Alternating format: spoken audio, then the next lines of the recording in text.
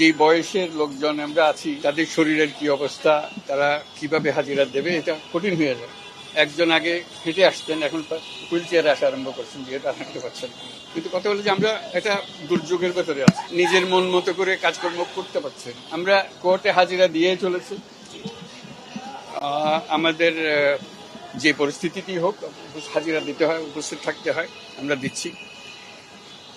কিন্তু যে বয়সের লোকজন আমরা আছি তাদের শরীরের কি অবস্থা, তারা কিভাবে হাজিরা দেবে, এটা কঠিন হয়ে যায়। একজন আগে হেঁটে আসতেন, এখন হুইল চেয়ারে আসা আরম্ভ করছেন, যেহেতু আর হাঁটতে পারছেন না। এরকম নানা রকমের তা সত্ত্বেও আমরা আসছি। আমাদের বিষয়টা আদালতের বিচারাধীন আছে, কিন্তু কথা হলো যে আমরা একটা দুর্যোগের ভেতরে আছি, নিজের মন মতো করে কাজকর্ম করতে পারছেন, যেহেতু একটা বড় রকমের দুর্যোগ মাথার উপরে চলে আসে। এমন হয় এই বয়সে এসে মনে কতগুলো যে এবার শান্তিতে বাকি কাজগুলো করে যাবে। এই দিনে যা জিনিসপত্র তৈরি করে এসেছিলাম ছিল, এটার একটা পূর্ণাঙ্গ রূপ দেওয়ার চেষ্টা করে, তো সেদিকে মনোযোগ দেওয়ার আর সুযোগ পাচ্ছে না। এবং দুঃখ লাগে যে আমাদের করতে না পারার কারণে মানুষ যে বঞ্চিত হলো, সে কাজটা করতে পারলাম না বলে এটার জন্য কষ্ট লাগে।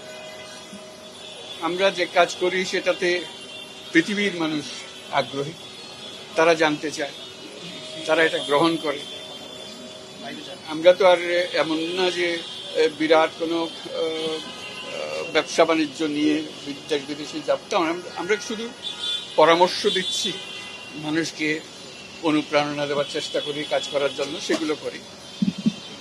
আমার কাছে ভালো লাগে, সে অনুপ্রেরণাতে অনেক মানুষ সাড়া দেয়, সাধারণ মানুষ সাড়া দেয়, তরুণরা সাড়া দিচ্ছে, বিশ্ববিদ্যালয়ের সময় তরুণরা সাড়া দেয়, ছোট ব্যবসায়ী সাড়া দেয়, দুনিয়ার বড় বড় ঝানু ব্যবসায়ী, বহু ধনী ব্যক্তি, তারা সাড়া দেয়। আমাদের তো কোনো ক্ষমতা নেই তাদেরকে বাধ্য করার জন্য, কিন্তু তারা সাড়া দেয়, তারা নিজেরা এগিয়ে আসে।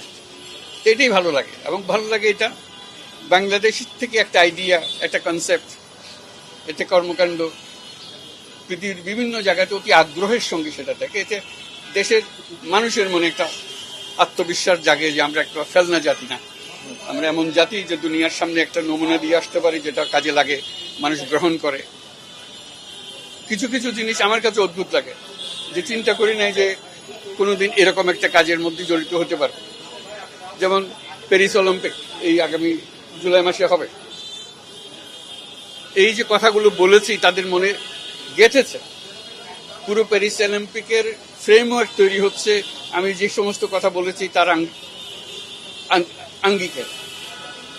কাজে এটাও তো গর্ব করার একটা জিনিস। আমার ব্যক্তিগত গর্বের কথা ছেড়ে দিলাম, এটা বড়াই করার বিষয় না। কিন্তু কথা হলো যে বাংলাদেশের একটা আইডিয়া প্যারিসের মতো জায়গায়, এত জ্ঞানী গুণীর যে শহর, দেশ, সেখানে তারা আমার ধারণাকে নিয়ে একটা বড় অলিম্পিক তৈরি করতে যাচ্ছে।